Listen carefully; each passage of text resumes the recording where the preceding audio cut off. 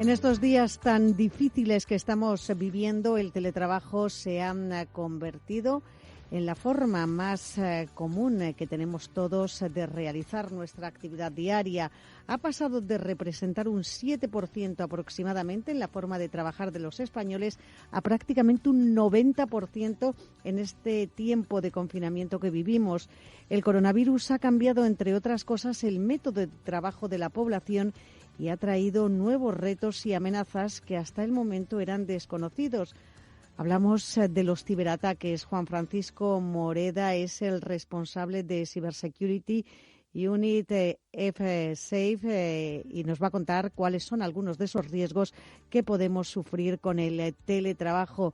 ¿Qué tal, Juan Francisco? Buenas tardes. Muy buenas tardes.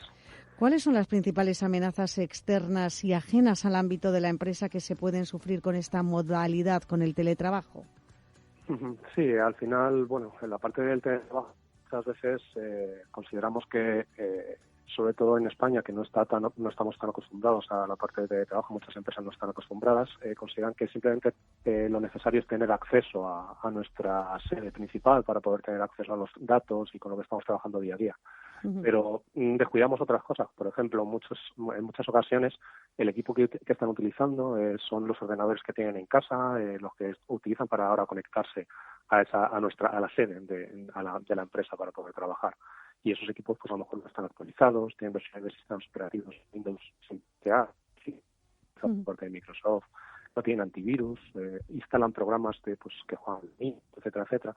Entonces hay que tener cuidado porque al final la conectividad, la parte de VPN, es simplemente una pequeña parte de esta seguridad. Necesitamos tener muchos otros puntos a tener en cuenta y que en este caso, por las prisas, necesitar conectarnos, poder trabajar y no perder ese trabajo diario, no se fijan en todos estos puntos de seguridad. Al final el phishing es muy habitual también a día de hoy y utilizan toda la parte de coronavirus para enviar phishing relacionados con uno muy habitual es unos mapas de dónde va evolucionando, etcétera, etcétera, que no son reales, bueno, son reales, pero previamente te instalan una parte de malware, por ejemplo. Desde luego, el coronavirus está siendo un reto para todos, pero hay profesiones como la de los sanitarios, los médicos y también los informáticos que en cuestión de 24 horas han tenido que preparar los ordenadores de las empresas para que los trabajadores se los pudieran llevar a casa. ¿Y cuáles serían las pautas adecuadas para teletrabajar sin correr riesgos? ¿Qué habría que hacer?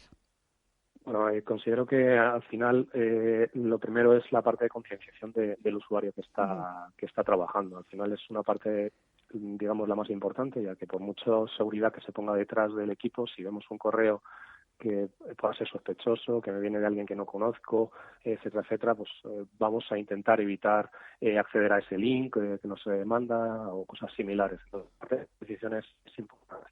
A partir de ahí, como te digo, no solo tener esa parte de clientes VPN para podernos conectar a la sede, sino tener todos esos sistemas operativos, tener el antivirus desde el que nos conectamos, viable una autenticación cuando nos conectamos a nuestro correo nos llegue ese mensaje al componente para eres tú el que te estás conectando, cosas similares para evitar esta suplantación. Dentro de la concepción de usuarios algo muy habitual es el uso de contraseñas seguras, una contraseña compleja cada sitio, que al final cuando estás dentro de la empresa parece una tontería, lo uso todo junto, pero cuando estás en tu casa a lo mejor el wifi no es tan seguro como el de la oficina, pueden capturar nuestros datos, esas contraseñas, tener acceso a toda la infraestructura de la red de la empresa y al final, bueno, pues solucionamos parte de comunicación y generamos un problema que pueda ser la seguridad de la empresa. En España el teletrabajo todavía se hace de una forma pues casi incipiente. En Europa está mucho más implantado. ¿Es probable que las compañías y también los trabajadores sean objeto de ataques en este periodo en el que todo hemos tenido que hacerlo tan deprisa? Sí, bueno, pues esto se ha hecho visible, por ejemplo, en Japón, justo cuando apareció toda la parte de China y Asia, la parte de coronavirus, y ya tenemos como más tiempo de visibilidad, tenemos ya 2 meses y pico, en los cuales ha habido muchos ataques, un ataque de nuevo de Moet, que hacía parte de phishing y la parte de encriptación de archivos, etcétera, etcétera, basándose igual en estos problemas de prisas para poder conseguir poder seguir trabajando, digamos. Aquí en España, como bien comentas, hay bastantes empresas que ya están acostumbradas al teletrabajo y seguramente tengan toda su infraestructura adaptada, tengan Office 365 a lo mejor o cosas similares en cloud, donde puedan trabajar en cloud con muchas de sus aplicaciones, pero muchas otras empresas lo tendrán todavía en local y tendrán que dar acceso a todas esas partes en locales. Y si solo se fijan en esa parte de conectividad y dejan todas las demás partes abiertas, posiblemente podamos sufrir ataques. Y esto los atacantes lo saben perfectamente y saben que ahora es un punto perfecto para poder atacar, y muchos de ellos no les importa el estado de alarma que tenemos y todo lo demás, porque bueno, estamos viendo muy claro que más del 50% de los correos relacionados con coronavirus puedan ser peligrosos, son parte de phishing o de aplicaciones maliciosas, con lo cual lo utilizan como excusa para que saben que es algo más que el usuario va a abrir con más frecuencia y sin revisarlo, cual estamos en ese punto de mira. En España, ¿somos víctimas de muchos ciberdelitos al cabo del año? Bueno, yo creo que al final España, al igual que en todos los demás países, la visibilidad que tenemos un poco desde fuera, o lo que más visible se hace son cuando esas grandes empresas. Y en estos últimos meses hemos tenido grandes empresas que han salido en periódicos, en prensa, en radio, en televisión. Pero diariamente hay cientos de empresas más pequeñas que efectivamente son atacadas, y muchas de ellas el problema es que una vez que han sido atacadas, ha sido todo cifrado y han perdido los datos, recuperarlo y todo lo demás muchas veces tienen incluso que llegar a cerrar estas empresas más pequeñas porque es imposible sostenerlo. Al final yo creo que es algo global, no es algo específicamente de un sitio o de otro. Sí es cierto que a lo mejor esa concienciación depende más de la empresa en la que trabajes, no importa más que sea en España o en otro o en el extranjero, pero al final es parte de concienciación. Relacionado a lo del teletrabajo, sí que es cierto que en otros países, como hay más teletrabajo, están más acostumbrados, esa concienciación relacionada al teletrabajo está mejor adherida a estos usuarios, y también la infraestructura está más adaptada a ese teletrabajo que aquí, y aquí al final si se está haciendo con prisa, al final ese es el principal problema, creo. ¿Y tú crees que esta crisis sanitaria que estamos viviendo, es decir, el coronavirus, va a servir o va a ayudar a implantar el teletrabajo en España, que tiene ese porcentaje tan pequeño del 7% en circunstancias normales?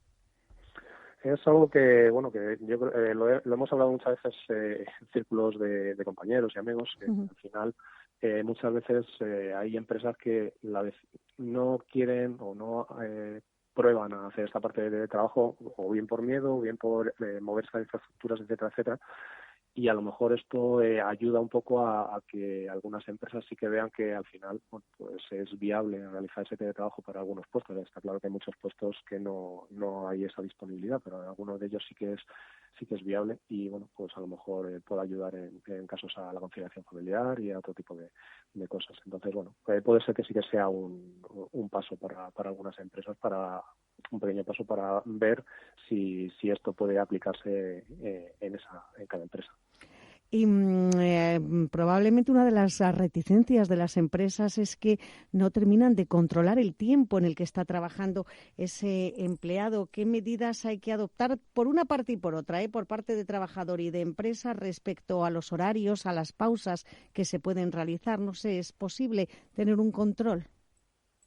Bueno, creo que al final un control cuando estás trabajando fuera a lo mejor puede ser un poco más complejo, dependerá también del puesto de trabajo en el que estés realizando. Si estás todo el tiempo registrado en una aplicación donde te vas a ir registrando paso a paso todo lo que vas haciendo, pues al final el registro sea exactamente igual dentro o fuera de la empresa. Sí es cierto que, bueno, en algunas ocasiones creo que al final el tiempo que estés trabajando, más que el tiempo en sí, es el tiempo productivo que estás generando. Puedes tirarte 10 horas dentro de la empresa y que tu productividad sea 5 horas reales, o puedes estar en tu casa trabajando 5 horas reales o 10 horas y hayas sacado el doble de trabajo. Entonces creo que al final la medición debería ser a lo mejor un poco más, en algunos casos, por productividad, siempre y cuando se pueda ver esa productividad y ver si realmente esa productividad aumenta, no aumenta, o es coherente con la que había cuando se estaba trabajando dentro de la empresa. Está claro que el coronavirus nos va a cambiar a todos, también el mundo del teletrabajo, las relaciones laborales. Veremos qué es lo que nos trae y cómo evoluciona también esta modalidad que es muy pequeña en España, pero que ahora mismo está implantada prácticamente en un 90% el teletrabajo. Juan Francisco Moreda, responsable de Cybersecurity Unit F-Safe, muchísimas gracias por habernos acompañado. Salud y suerte. Que todo vaya bien. Gracias a vosotros.